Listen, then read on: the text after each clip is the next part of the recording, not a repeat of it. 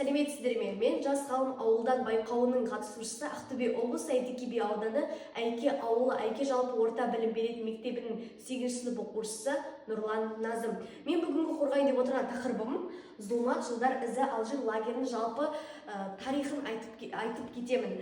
Бұл жобаның мақсаты осы Алжир лагерінің ашылшындығын аша отырып жас ұрпаққа насихаттау. Алжир деген екінші халық комиссияларының бұйрығымен ашылған, әйелдерге арналған ашылған лагер. Бұл лагер Алжир деп бас әріптерінен Акмулинский лагер жон изменников родины дейтін атаумен белгілі. Бұл лагерде біздің аналарымыз, ақжаулықты аналарымыз, апаларымыз өз жазаларын өтеген екен. Бұл жақта Санжар Асфендияров, Бейімбет Майрин, Темірбек Жүргенов, Тұрар Рысқұлов, Сәкен Сейфуллин деген белгілі ұлт зиялыларымыздың әйелдері, қыздары отырған екен. Олардың бар айыбы осы адамдармен жалпы осы КСРО-ға қарсы шыққан, КСРО-ның көзіне көрінген адамдарды, осы саяси тұтқындарды, сол туыстарын, аналарын, әйелдерін, қыздарын тұтқынға ала берген. Олар айта кететін нәрсе, ұлт зиялылар өздері де лагерде болған. Онымен қоймай, осы олардың туыстарына да көшкен екен. Бұл лагерге жалпы біздің аналарымыз қалай барды деген сұрақ болады. Лагер ең бірінші оларды жұбайлармен кездестіреміз дейтін сылтаумен үйлерінен шығарып алу болған мақсаты. Оларды үйлерінен шығарып алып, әдемі киіндіріп, вагонға тиген екен. 2 ай бойы тамақ бермей, су бермей оларды апарған. Аналарымыздың қастарында 2-3 жасты балалары болған екен. Оларға да тіпті мейірімділік көрсетпеген.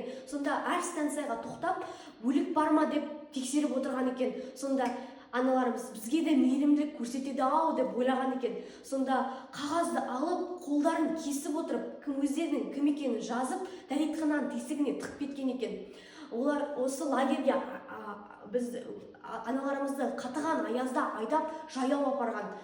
Онымен қоймай, тегін жұмысқа, арзан жұмысқа, қара жұмысқа біздің нәзік аналарымызды жұмысқа салған екен. Бұл лагерде зардаптардың неше түрлісі болған. НКВД күзетшілері осы біздің тұтқындарға зорлық-зомбылық көрсеткен. Осы зорлық-зомбылықтың кесірінен қаншама бала темір тордың артында дүниеге келеді. Оның басым бөлімі суықтан, аштықтан қайтыс болады. Осы лагер жабылғаннан кейін балаларын тапқан аналар өте аз. Әкелерін іздеген балалар да болған екен. Олар есейе келе, әкеміз қайда, неге әкеміздің аты жөні бізге берілмеген деп ойлаған екен. Сонда әкең сенің қайтыс болған деп аналары жауап қатқан. Сонда әкем қайтыс болса да, оның аты жөні қалатын еді ғой деп ойлаған баласы. Сонда анасы шыдамай, сенің әкем мені зорлады, сен зорлық-зомбылықпен дүниеге келдің деп бар шындықты айтып берген екен. Олар төл құжат алар кезде де анасының аты жөні, өзінің аты жөні, әкесінің аты жөні ешқандай мәлімет болған жоқ. Осы лагерде олардың нақты бір киімі болмаған. Олар тек қана өздерінің осы кеудесінде номермен белгілеген ақ киімде болған екен. Оларды жалпы баракта түнеген, ояқтың жазда өте ыстық, қыста өте суық болған екен. Олар неге ояқта отырды? Олардың бір өздерінің қағаздарына қол қойдырту үшін, әйелдерді 24 сағат бойы аяқтарын жерге тегізбей, аяқтары ұйып есінен талғанша қинатқан екен. Сол арқылы әлсіздігін пайдаланып өз құжаттарына қол қойғызған екен.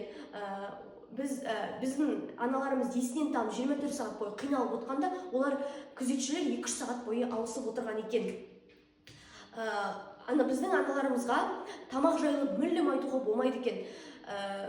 Олардың ішкен тамақтары шөптен жасалған сорпа және де су. олардың тамақтары өте құнарсыз болған. Осы тамақтарды іше отырып балаларына сүт шығару керек болған екен, нақты бір мөлшерде. Бірақ оларда тамақ жоқ болғасын, олардан сүт шықпайды екен, шықпаған екен. Олардың балаларын тек қана 3 жасқа дейін қастарында жүрген, сосын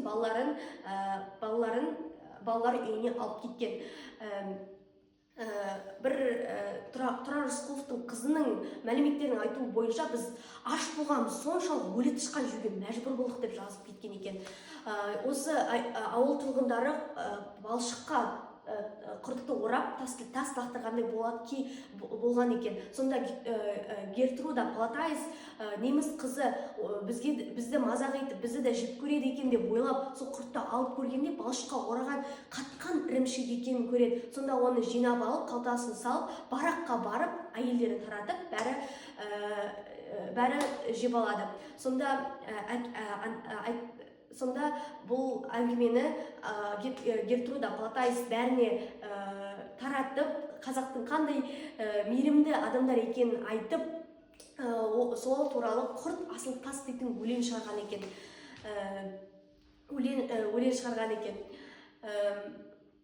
Қорытындылай келе, біздің ақ жаулықты аналарымыздың ақ тілегі біздің жолымызды ашатыны хақ. Ендеше біз аналарымыздың көз жасын төкпеуі